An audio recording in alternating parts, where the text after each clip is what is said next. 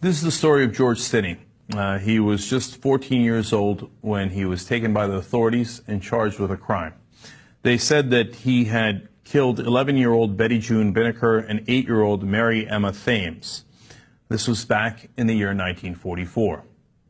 Now, it turns out he did not do any of those things, and just yesterday he was exonerated. Finally, the state of South Carolina said he didn't do it.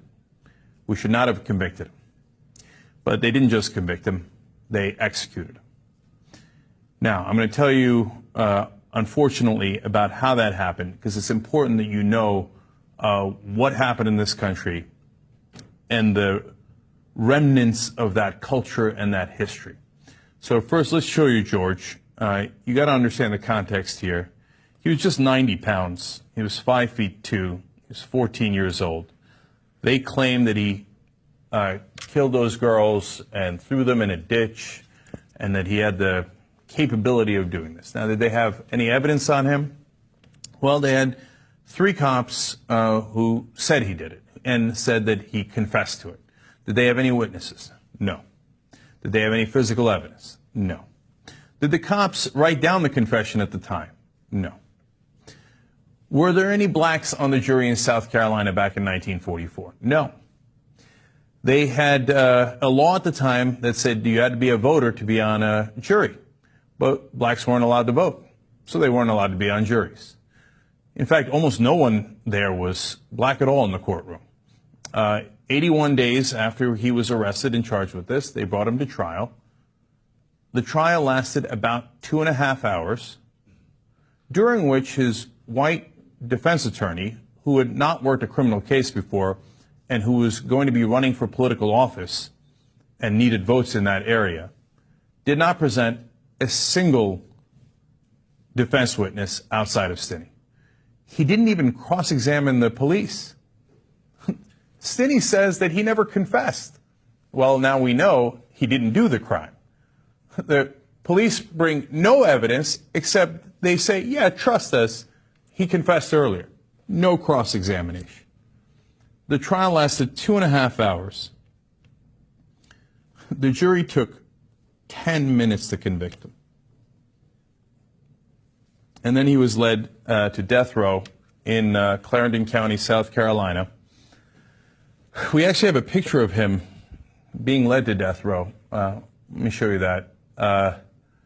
He was carrying a Bible. By the way, just if you're not absolutely clear yet that he didn't do it, historian in 2004 took this case on and investigated it further and found out that there was a wealthy white family in the area who said that the real culprit did a deathbed confession and said that he had killed the 2 young girls. And a member of that family was part of the process that picked Stinney as the real culprit. It's impossible to know now, looking back 70 years, who knew and didn't know what exactly happened.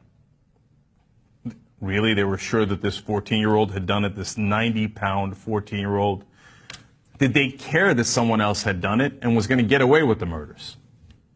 They didn't care. They strapped him into Old Sparky. That's literally what the electric chair in South Carolina was called. And then, just as the story is horrible, it's about to get worse. Since he was so young, they couldn't strap him in right. They took the Bible he was carrying and made him use it as a booster seat. And then Joy James, an author, writes, the mask covering his face slipped off because the mask didn't fit. It was an adult's mask, revealing his wide open, tearful eyes and saliva coming from his mouth. The first jolt had not worked. After 2 more jolts of electricity, the boy was dead.